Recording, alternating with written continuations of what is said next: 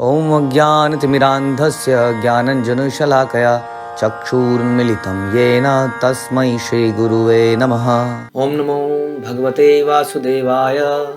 ॐ नमो भगवते वासुदेवाय। ॐ नमो भगवते वासुदेवाय।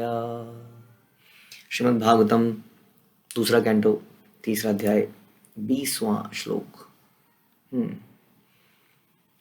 ओके, तो यदि आपको याद हो, हमने काफ़ी थोड़ा सा कड़ा प्रवचन चल रहा है जिसमें बताया जा रहा है कि किस प्रकार मनुष्य जानवर जैसा हो जाता है।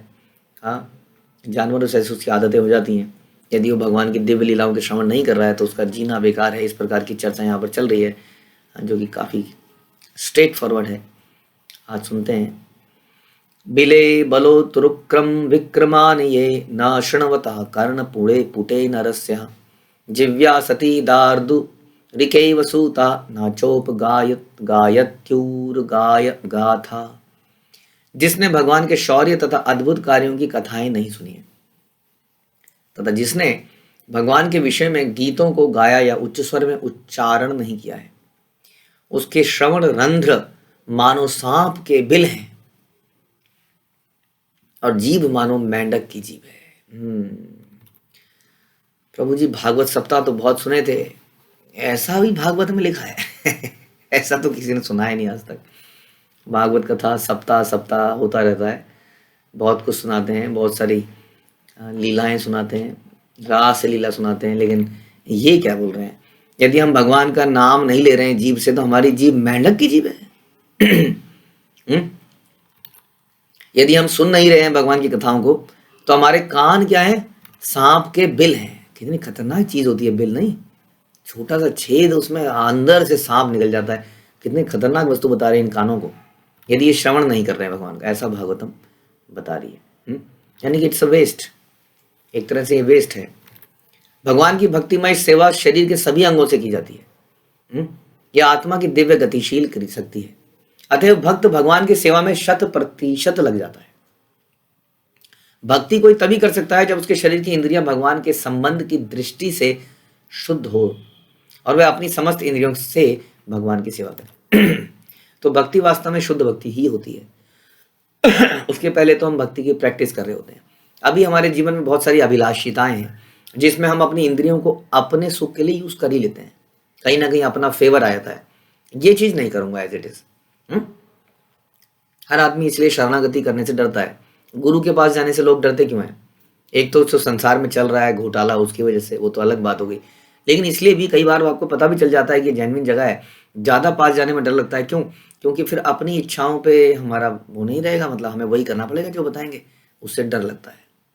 क्योंकि हम स्वतंत्र जीना चाहते हैं। वास्तव में हर कोई नेचर है हमारा, हम स्वतंत्र रहना चाहते हैं, हम किसी के अंडर में रहना नहीं चाहते। क्योंकि भगवान भी स्वतंत्र हैं हम भी स्वतंत्र, इसलिए उन्हीं का गुण है।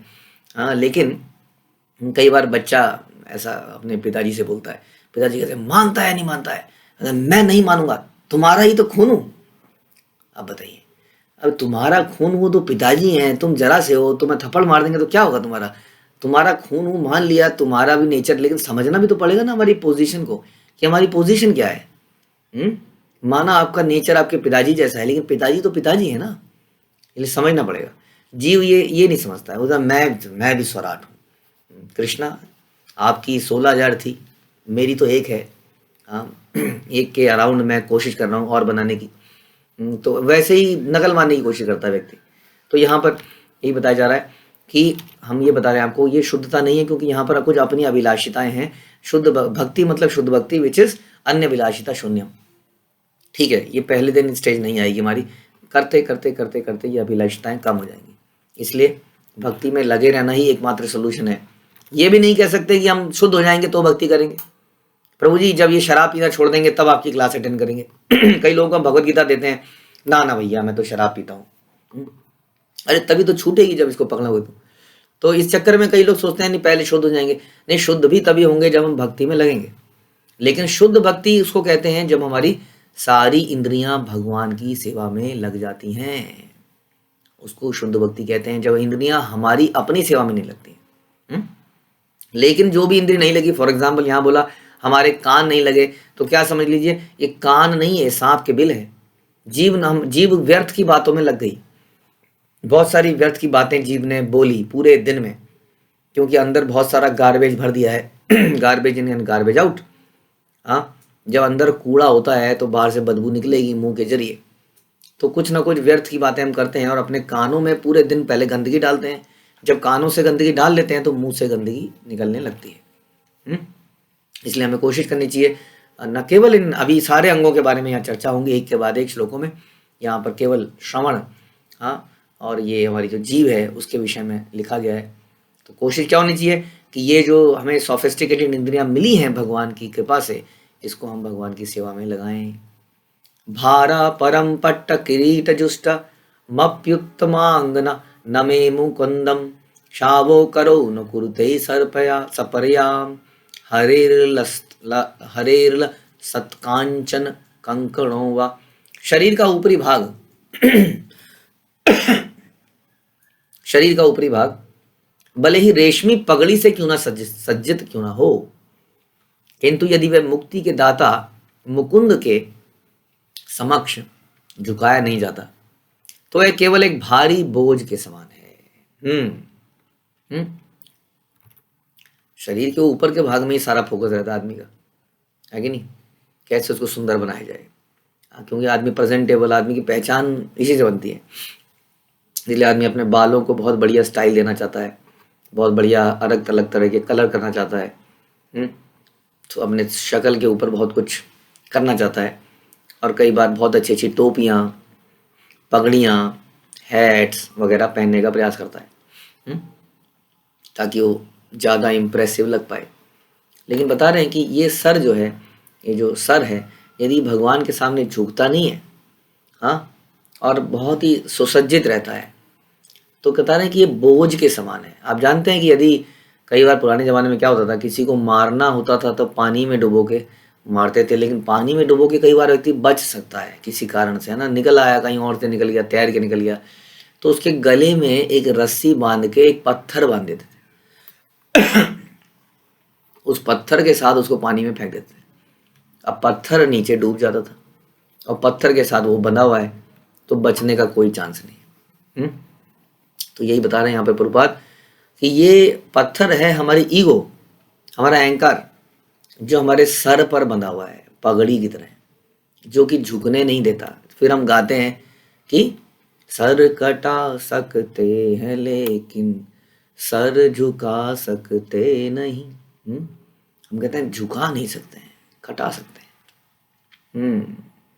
तो ऐसा कहते हैं कि जब आंधी आती है तो वही पेड़ सरवाइव करते हैं जो थोड़े फ्लेक्सिबल हैं, थोड़े झुक जाते हैं।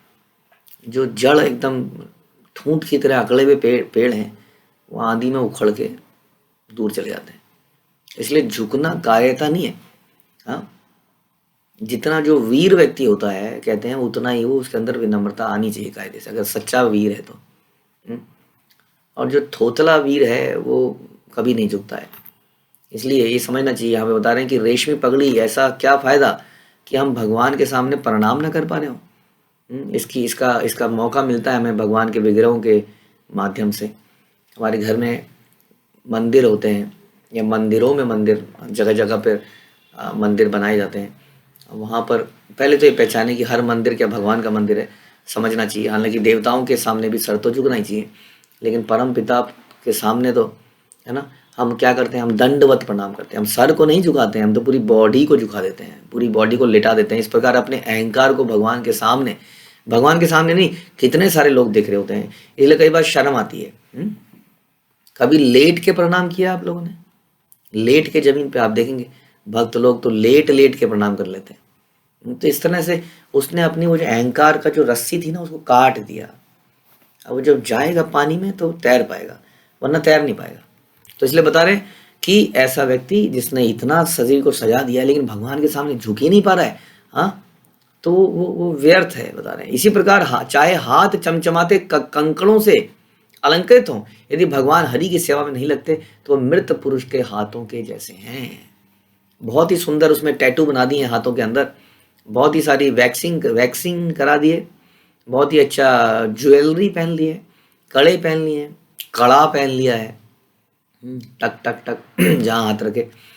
तो आप बहुत सारे आभूषणों से बिल्कुल सजा दिया है, लेकिन भगवान की सेवा में नहीं लग रहा है।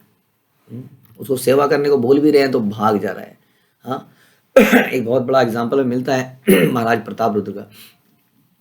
तो महाराज प्रताप रुद्र जो थे, राजा थे उड़ीसा के। हाँ, लेकिन साल में एक बार कम से कम वो समय निकालते थे। क्या करने के लिए जानते हैं? भगवान जगन्नाथ के रथ के आगे झाड़ू मारने के। केवल फोटो खिंचाने के लिए नहीं, फैशन में जब जैसा आजकल हो जाता है, वो रियली में झाड़ू लगाते थे और ये उनका रूटीन था। इस प्रकार से राजा अगर आचरण से दिखाए तो सारी प्रजा क्यों ना झुकना सीख जाए। आज हम राजा प्रताप रुद्र के बारे में बात कर रहे हैं, इसलिए नहीं कि वो चक्रवर्ती सम्राट था, इसलिए कि वो झुका। अब देखिए, जितने भी बड़े बड़े राजा कहे गए, हाँ, उन्होंने कहीं ना कहीं, जैसे हम सुनते हैं अशोका द ग्रेट, हम बोलते हैं अशोका द ग्रेट। अशोका इसलिए ग्रेट नहीं बोला गया कि उसने सबको जीत लिया, अशोका इसलिए ग्रेट बोला गया कि एक at one point of time जब उसने रियलाइज किया कि ये सब गलती है, उसने तुरंत उसको छोड़ दिया और क्या बोला? बुद्धम शरणम गच्छामि। इसलिए वो महान बना, because he was flexible enough. उसने सोचा समझा कि ये गलत है और उसके बाद उसने तब त्याग दिया। उसके अंदर ये टॉलरेंस थी, ये सरेंडर उसने डेवलप किया। इसलिए इन हाथों को हमें कोशिश करनी चाहिए, बहुत सारी सेवाएं हर व्यक्ति को कोशिश करनी चाहिए, कम से कम वो कभी कभी तो कुछ मीनियल सर्विस करे। ऐसा जरूरी नहीं कि हर कोई छोटी सेवा करे, रेगुलर लाइफ में उसकी हो सकता है बड़ी सेवा हो। हाँ, किसी के पास हो सकता है बड़ी इंटेलेक्चुअल सेवा हो, लेकिन मौका लगते ही उसको कोशिश करनी चाहिए कि वो बर्तन भी मांजे, कभी झाड़ू भी लगाए जब मौका मिले। ऐसा नहीं कह रहे कि झाड़ू सभी लोग झाड़ू लगाएंगे तो प्रचार कौन करेगा, है ना? लेकिन जब मौका मिल जाए तब उसको जरूर ये करने का प्रयास रहना चाहिए। इसलिए भगवान की सेवा के लिए कहने का मतलब है अपने हर अंग को यूज करना चाहिए, उसमें अपनी ईगो को साइड में कर देना चाहिए बिल्कुल। कि मैं कौन हूँ, मेरी पदवी क्या है, मैं मेरा कितना अमीर आदमी हूँ मैं, इत्यादि इत्यादि इत्यादि, डज नॉट मैटर। तो यहाँ पर ये बताया जा रहा है, बर्ह्यायिते ते नयने नाराणां लिंगानि विष्णोन निरीक्षतो ये पादो निणाम तो द्रुम जन्म भाजो क्षेत्राणि नानुव्रजतो हरेरिया। जो आंखें अब और अंगों की बात कर रहे हैं, जो आंखें भगवान विष्णु की प्रतीकात्मक अभिव्यक्तियों यानी कि उनके रूप नाम गुण आदि को नहीं देखती हैं, वे मोर पंख में अंकित आंखों के तुल्य हैं। मोर पंख देखा आपने? ऐसे करके उसके बीच में ऐसे करके एक नीला नीला सा बना होता है, वो भी आंख जैसा दिखता है। लेकिन क्या उस आंख से वास्तव में हम देख सकते हैं? नहीं, वो तो मोर पंख है। उसी तरह यदि हमारी आंखें नहीं देख पा रही हैं ये सारी चीजें, भगवान के रूप नाम गुण, तो वो मोर पंख की आंखों जैसी हैं, वास्तव में कैसे देखेंगी? अभी तो सिचुएशन ये है कि आजकल के मॉडर्न वर्ल्ड ने मूर्तियों को पत्थर डिक्लेयर करना शुरू कर दिया है। These are sentimental people. मूर्तियों को, पत्थरों को तोड़ तोड़ के घर में लगा लेते हैं, उनके सामने झुकते हैं। हाँ, वो कहते हैं अरे इससे भलिया किसी भूखे को खाना खिला दो। अरे भूखे को खाना खिलाने का भाव इन्हीं के सामने प्रणाम करके तो आएगा जब समझ में आएगा ये भूखा भी मेरा ही भाई है, क्योंकि ये भी उसी भगवान का बच्चा है। हाँ, तो भगवान को समझेंगे तभी तो भूखे पे तरस आएगा। लेकिन केवल भूखे पे तरस नहीं आएगा, फिर उस अमीर करोड़पति पे भी तरस आएगा जो बेचारा डिप्रेशन की गोलियां खा रहा है, जो दुखी है। हाँ, और न केवल मनुष्य पे दुख आएगा, फिर जानवर पे भी दुख आएगा। आज के समाज में लोग इतने सारे डिस्कशन करते हैं, ये क्यों हो रहा है, वो क्यों हो रहा है, और यदि उनसे पूछा जाए कि आप वेजिटेरियन हैं, आप नॉन वेजिटेरियन हैं, तो कहते हैं इससे क्या फ़र्क पड़ता है जी? देखिए हम इतने अनाथालय चला रहे हैं, हम ये कर रहे हैं, लेकिन पर्सनल लाइफ में उससे my personal life is different. मेरा खाने पीने की प्रेफरेंस तो एक अलग चीज़ है। इसका मतलब आपके अंदर इतनी दया ही नहीं पैदा हो पा रही है कि आप जीव को जीव समझ पा रहे हैं और उसको खा जा रहे हैं अपने जीव के टेस्ट के लिए। तो ये जो दया भाव है, ये भी भगवान की सेवा करके ही पैदा होगा। जैसा कि शिला प्रभुपाद इज लाइव एग्जाम्पल, जिन्होंने अपने देश के लोगों का ही उद्धार नहीं किया, उनके अंदर इतनी दया थी कि उन्होंने विदेशियों को भी उद्धार कर दिया, पूरे संसार का उद्धार किया, केवल अमेरिका, यूरोप, हर जगह का। तो ये होता है जब हम भगवान के सामने नतमस्तक होते हैं, उनकी सेवा करते हैं, इन आँखों से उनके रूप का दर्शन करते हैं, विग्रह स्थापित करते हैं, उनको मूर्तियाँ पत्थर नहीं कहते हैं, समझते हैं और उनसे एक कनेक्शन बनाते हैं, उनकी सेवा करते हैं। इस तरह से अपने हृदय में सेवा भाव पैदा करते हैं और उस भाव के माध्यम से वो सेवा भाव जब बढ़ता चला जाता है तो केवल भगवान तक सीमित नहीं रहता। जब व्यक्ति शास्त्रों का ज्ञान लेता है तो उसको समझ में आता है कि केवल भगवान का नहीं, सारे भक्तों की सेवा जरूरी है। फिर उसको समझ में आता है कि केवल भक्तों की नहीं, जीवों के ऊपर दया की भी बड़ी आवश्यकता है। इसलिए धर्म कभी नहीं सिखाता है कि लड़ना है, वो धर्म ही नहीं है जो ये सिखा रहा है कि लड़ना है। धर्म तो हमेशा ईश्वर की सेवा करना सिखाता है, और ईश्वर की सेवा में प्रकृति, भक्त, सबकी सेवा जाती है। तो इसलिए बता रहे हैं कि जो भगवान विष्णु की प्रतीकात्मक अभिव्यक्तियों वो देखता ही नहीं है, उसको पता ही नहीं है। आज की डेट में थोड़े समय में ऐसा समय आने वाला है कि देवताओं की मूर्तियां या भगवान की मूर्तियां, कृष्ण की मूर्ति देख के किसी बच्चा कहेगा ये कौन है मम्मी। उनको मालूम ही नहीं है, क्योंकि पहले हर घर में ये हुआ करता था, ये मंदिर होते थे, अब वो मंदिर समाप्त हो गए हैं। इसलिए वो आंखें, हाँ, जो कि बहुत ही सुंदर सुंदर कॉन्टैक्ट लेंस लगाए बैठी हैं, बहुत ही बढ़िया बढ़िया चश्मे पहने बैठी हैं, वो आंखें क्या हैं, मोर पंख में दिख रही आंखों के समान है। और जो पांव तीर्थ स्थानों की यात्रा नहीं करते, जिसमें बहुत ही बढ़िया उनको हसीन बनाया जाता है, ताकि ये पांव जमीन पे मत रखो, नहीं तो पांव गल जाएंगे आपके। इतने सुंदर, इतनी उसमें लेयरिंग कर दी जाती है, इतनी चीजें पहन ली जाती हैं कि बिल्कुल गोरे चिट्टे एकदम वाइट दिखने चाहिए। आदमी क्या नहीं करता है अपने आप को सुंदर बनाने के लिए, लेकिन उन पांव से वो भगवान के स्थानों में जाने को तैयार नहीं है। तो वृक्ष के तनों जैसे माने जाते हैं।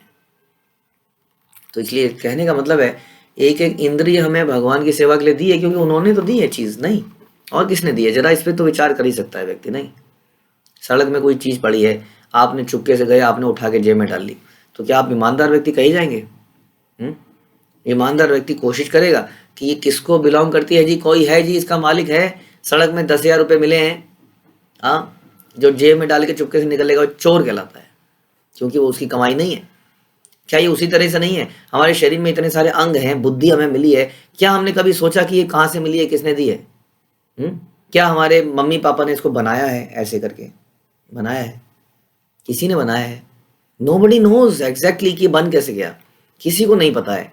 पेट के अंदर कैसे बन गया, कैसे डेवलप, किसने दिया, कैसे ही अपने आप डेवलप हो रहा है। हम कहेंगे हम खाते हैं तो डेवलप हो रहा है। डू वी नो कि अंदर खाना कर क्या रहा है, कैसे उससे ये सारे सिस्टम चल रहे हैं। तो जो इंटेलिजेंट व्यक्ति होगा, जो कि आजकल इंटेलिजेंस समाप्त हो गया, वो सोचेगा कि ये चीज़ें कहाँ से मिल रही है। क्या उसके प्रति वो कृतज्ञता नहीं हो दिखाएगा? क्या उसके प्रति वो थैंकफुल नहीं होगा? इसलिए यदि वो उन पैरों को देने वाले के पास नहीं जा रहा है, और इस सर को देने वाले के पास नहीं झुका रहा है, हाथों से प्रणाम नहीं कर रहा है, सेवा नहीं कर रहा है, तो ये सब व्यर्थ है। यहाँ बता रहे हैं कि वो पैर वृक्षों के तने जैसे हैं, यूजलेस हो जाते हैं। यहाँ पर ऐसा बताया जा रहा है। जीवन छो भागवतांघ्रि रेणु न जातु मर्त्यो अभिलत भेतयस्तु श्री विष्णु पद्मा मनुजस्तुलस्या श्रीषच्छवो यस्तु न वेग गंधम। जिस व्यक्ति ने कभी भी भगवान के शुद्ध भक्त की चरण धूलि अपने मस्तक पर धारण नहीं करी, वह निश्चित रूप से शव है। तथा जिस व्यक्ति ने भगवान के चरण कमलों पर चढ़े तुलसी दलों की सुगंधि का अनुभव ही नहीं किया, वो श्वास लेते हुए भी मृत शरीर के तुल्य है। तो जिस व्यक्ति ने कभी भगवान के शुद्ध भक्त की चरण धूलि मस्तक पे नहीं ली, अब मस्तक पे कैसे लेंगे? पहली बात तो उसके लिए भक्तों के पास में रहना पड़ेगा ना। लेकिन हमारी रहने की इतनी सारी प्रेफरेंसेस हैं, कन्वीनियंस हैं, कि हम ऐसी जगह रहना चाहते हैं जो बहुत ही बढ़िया जगह है, बेस्ट कॉलोनी, बेस्ट सिटीजनशिप, जहाँ पे बहुत बढ़िया सोसाइटी है, फैसिलिटीज़ हैं। तो वहाँ धूल उड़ेगी कैसे? वहाँ तो धूल को समाप्त कर दिया गया है, बताइए। अब वृंदावन में ऐसे लोग जाते हैं तो कहते हैं how dirty, how dirty, how dirty. अब वहाँ धूल ही उड़ रही है चारों तरफ, और जो भक्त होता है सोचता है वो धूल उड़ रही है, किसी भक्त के चरणों से तो निकली होगी। शास्त्र तो ये बता रहे हैं कि जो भगवान के भक्त की चरण की धूली को जिसने मस्तक पे नहीं लिया, हाँ, वह निश्चित रूप से शव है, वो तो डेड बॉडी बता रहे हैं। बताइए, सर पे टेलकॉम पाउडर भी लगा, बहुत सारी क्रीम्स भी लगी बढ़िया बढ़िया कंपनी की, अपने मस्तक पे लगी, लेकिन मस्तक पे क्या नहीं लगा? भक्त के चरण की धूल नहीं लगी। भक्त के चरण की धूल में वास्तव में बड़ी शक्ति बताई जाती है। भक्त के पैरों का जल, भक्त का उच्छिष्ट, उसकी धूली ये बड़ी इंपॉर्टेंट चीज़ है व्यक्ति की चेतना को बदलने में, ये रियली में दिस इज़ अ फैक्ट। इसलिए लेकिन भक्त की चरण की धूली लेना, उसका उच्छिष्ट लेने का मतलब है उसका सर्वेंट बनना वास्तव में, सर्वेंट के भाव से, यानी कि भाव के साथ, कि ये कोई टोटका नहीं है कि हम सब कुछ करेंगे, जीवन को अपनी मर्जी से जिएंगे, हाँ कहीं से कोई धूल चुरा के सर पे लगा लेंगे हमारा कल्याण हो जाएगा। इसलिए लोग पैर छूते थे पहले ज़माने में, बताए वो पैर छूने का रिवाज कहाँ से आया। पैर छूना मतलब टचिंग द फीट, मतलब उसके पैरों की धूल आपने ली और अपने मस्तक पे लगाई नीचे। अभी तो पैरी पोना के नाम पे दूर से ही कुछ हे मोगैम्बो जैसा कर दिया जाता है। तो धूली कैसे लगेगी उसमें हाथ में, जब तक चरण में हम स्पर्श करेंगे, है ना। इस तरह ऐसा कल्चर था, मतलब हम लोग भी जैसे हमारे वैदिक परंपरा में हम लोग पंचांग प्रणाम करते हैं, है ना। तो पंचांग प्रणाम में 5 अंग हमारे जमीन पे टच होते हैं, जिसमें से एक माथा भी है। और अष्टांग में 8 अंग करते हैं, जिसमें से माथा भी है। तो ये माथा जमीन पे टच करता है जहाँ पर वैष्णव निकले होते हैं। तो ये माथे पे वो धूली लगती है इस प्रकार से। तो ये ट्रेनिंग ही ऐसी है वैष्णव कल्चर में कि आदमी झुकना सीखता है, उसके धूली को लेना सीखता है। तो धूली लेने का मतलब आप ये भी लीजिए कि उनकी बातों को एज इट इज़ मानना, अदरवाइज धूली लेने का कोई लाभ नहीं है। हाँ, यही है उनके पथ का, उनका अनुसरण करना is like taking the lotus, taking the dust from the lotus feet. तो जिसने मस्तक में नहीं किया, धारण किया, वो शव जैसा है। और जिसने भगवान के चरण कमलों पे चढ़ी तुलसी के दलों की सुगंधी नहीं ली, वो श्वास लेते भी मृत शरीर के तुल्य है। यही होता है फिलॉसफी समझने के बाद जब हम करते हैं। ऐसा बोला जाता है कि वैकुंठ में, भगवान के धाम में बहुत सारे फूल होते हैं, उसमें एक तुलसी को बड़ी इंपॉर्टेंस दे दी जाती है अचानक से, अगर तुलसी आ जाए उसमें। अब देखिए कितने सुंदर फूल हैं, गुलाब है, कमल है, चमेली है, न जाने कितनी बढ़िया सुगंध है, कितने देखने में कितने अच्छे हैं, उनके बीच में तुलसी लगता नहीं है कि इतनी सुंदर है। लेकिन जब भक्त उसकी महत्वता को समझ जाता है कि दिस इज इम्पॉर्टेंट बिकॉज ये भगवान से कनेक्टेड है, भगवान को बड़ी प्रिय है, तभी वो चीज़ों को सही रूप से देखता है। ये विज़न हमें बनाना पड़ेगा कि किसी चीज़ की इम्पोर्टेंस उसकी भगवान से कनेक्टिविटी के आधार पर है, ना कि उसकी सुंदरता, उसकी इंटेलिजेंस के आधार पर है। कोई व्यक्ति बहुत इंटेलिजेंट हो सकता है, बहुत ही सुंदर हो सकता है, लेकिन अगेन यदि जैसा अभी बताया जा रहा है वो भगवान से समर्पित नहीं है, कनेक्टेड नहीं है, झुकता नहीं है, उनका भक्त नहीं है, तो वो सारी सुंदरता, वो इंटेलिजेंस यूजलेस है।